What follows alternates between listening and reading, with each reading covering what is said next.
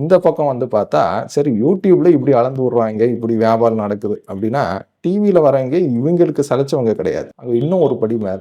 கருங்காலி கட்டை வாங்குங்க.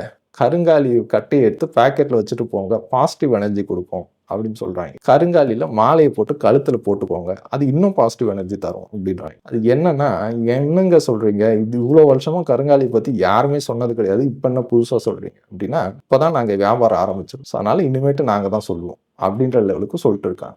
அதாவது உண்மையிலேயே எதார்த்தத்த புரிஞ்சுக்கோங்க. கருங்காலினா என்ன? ஏதுன்னு சொல்லிட்டு ஒவ்வொருத்தர் ஒவ்வொரு கம்பி கட்டுற கதையெல்லாம் சொல்றாங்க. ஒருத்தர் அன்னைக்கு டிவி சேனல்ல வர ஒரு ஜோசியர் சொல்றத பார்த்தேன். சூப்பரா இருந்தது அந்த கதை.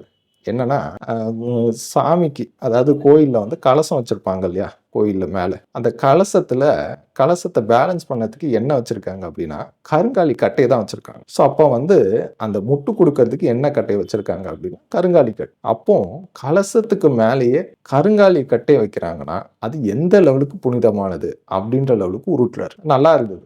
அத கேட்கும்போது எனக்கு அந்த படம் காமெடி தான் ஞாபகம் வந்தது. அந்த ரைஸ் புல்லிங்ன்னு சொல்லிட்டு ஒரு படத்துல வரும். அதுல நல்லா வந்து ஏமாத்துவாங்க. ஸோ அதே மாரி தான் இங்கேயும் சொல்றேன். அதாவது ஒரு கோயில பொறுத்தவரைக்கும், அங்க பிரதிஷ்டை பண்ணியிருக்க தெய்வம் இருக்கு.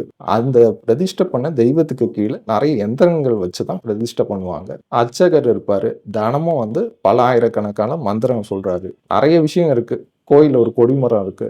அந்த உண்மையிலே பிரதிஷ்டை பண்ணியிருக்க கோயில்ல உள்ள இருக்கிற சாமியில இருந்து கொடிமரம் வரைக்கும் கூட உள்ள ஒரு காப்பர் ஒயர் எடுத்துட்டு போய் கனெக்ட் பண்ணுவாங்க. அந்த மாதிரிலாம் நெறைய சிஸ்டம் இருக்கு. ஒரு கோயில் கட்டுறதுனா நெறைய விதிகள், நெறைய மெத்தட் எல்லாம் இருக்கு. ஸோ இவ்ளோ விஷயத்துல இல்லாத பவரு கடைசியா எங்க போயிடுச்சு அப்படின்னா, அந்த கட்டையில போயிடுச்சு அப்படின்றாங்க. இது என்னங்க புது கதை?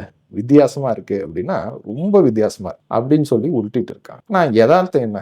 கருங்காலி கட்டை என்னவோ இன்னைக்கு வந்ததா? நேத்து வந்ததா? அப்படின்னா ரொம்ப வருஷமா இருக்கு. எங்க பாட்டி வீட்லலாம் பார்த்துருக்கேன். முன்னாடி வந்து நீங்க யோசிச்சு பார்த்தீங்கன்னா தெரியும். எல்லார் வீட்லயும் உலக்க இருக்கும். இன்னைக்கு தான் எல்லார் வீட்லயும் மிக்ஸி, கிரைண்டர் எல்லாம் இருக்கு. முன்னாடி வந்து 40, 50 வருஷம் முன்னாடி வீட்ல எந்த வீட்ல என்ன இருந்தது? ஒண்ணும் கிடையாது. எல்லார் வீட்லயும் என்னன்னா ஒரு உலக்க இருக்கும். ஏதாவது நெல் குத்துறதுக்கு, இல்ல புட்டுக்கு வந்து மாவு இடிக்கணும்னா கூட அதுல தான் பண்ணுவாங்க. அந்த உலக்கையில. அந்த உலக்க எதுல பண்ணாங்க?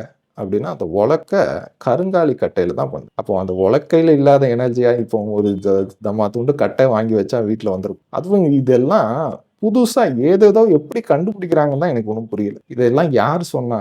ஏதாவது வேதத்துல இருக்கா? கருங்காலி கட்டைக்கு இவ்வளோ பவர்ன்னு. இல்ல. ஏதாவது பெரிய சன்னியாசி சொன்னாரா?